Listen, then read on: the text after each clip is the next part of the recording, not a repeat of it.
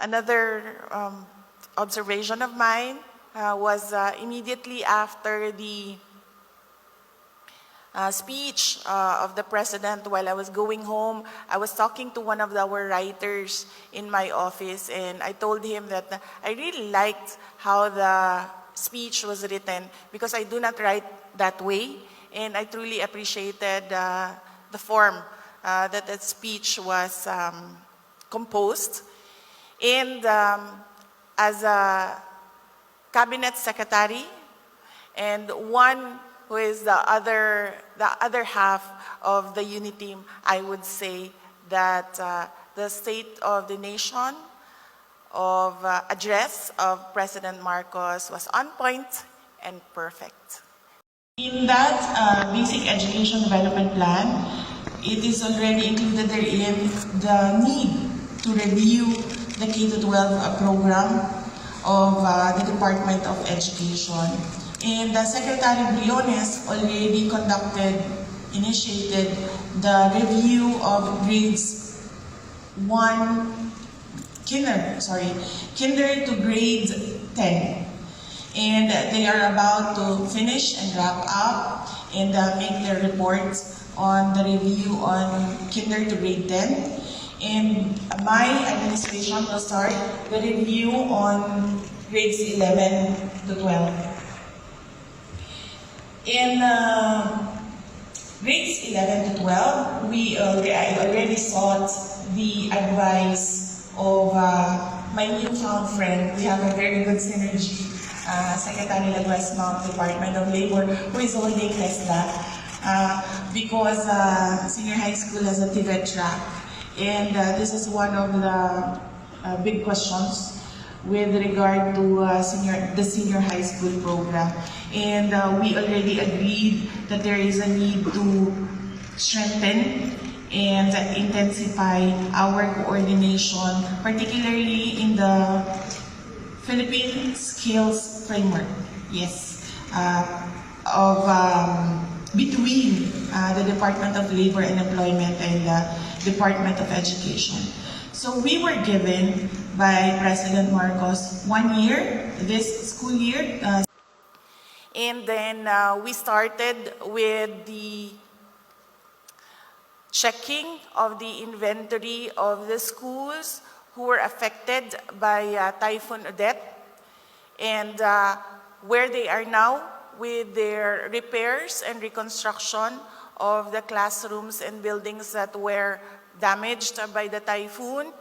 And we already talked to our finance strand in the Department of Education to look for savings from the past year and this year and request for the realignment of these savings to the repair and reconstruction of these classrooms and buildings that were affected by typhoons Odette and Agaton.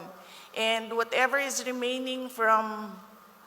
lacking from these repairs, we will request the Department of Public Works and Highways to assist the Department of Education.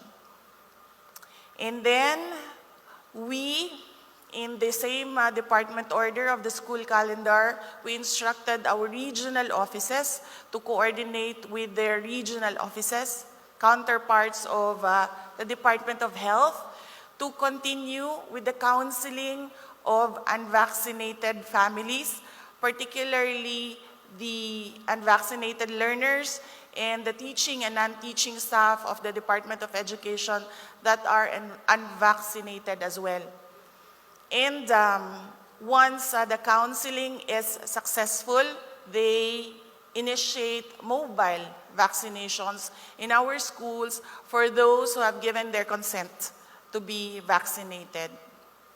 We also, in the same department order also, we instructed our regional offices to coordinate with their local mental health associations and their psychiatric societies to come up with a mental wellness support for our learners who for the past 2 years only knows of the online classroom, and now they are transitioning to our in-person teaching.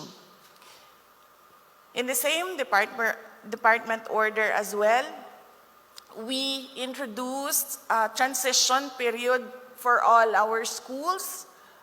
We did not directly impose upon them to begin a 5-day in-person classes for their schools. We allowed them to conduct a blended learning mode, which is combined with in-person and distance learning.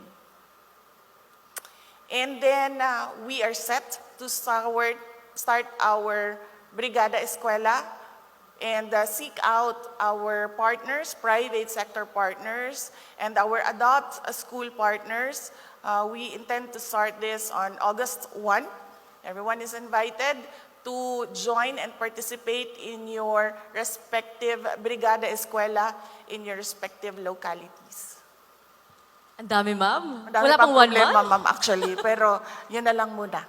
These 3 school years will continue on with following implementing guidelines for the next 2 school years. And then we also released our department order on the enrollments, and I am happy to share with everyone that our enrollment for the first day was 3.3 million already, as compared to our first day of last year, which was at 222,000 only.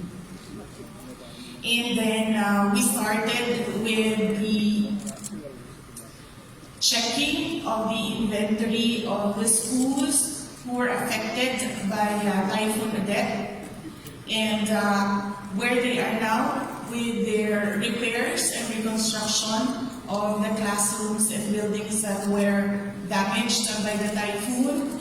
And we already talked to our finance strand in the past year and this year, and request for the realignment of these savings to the repair and reconstruction of these classrooms and buildings that were affected by typhoons Odette and Agaton.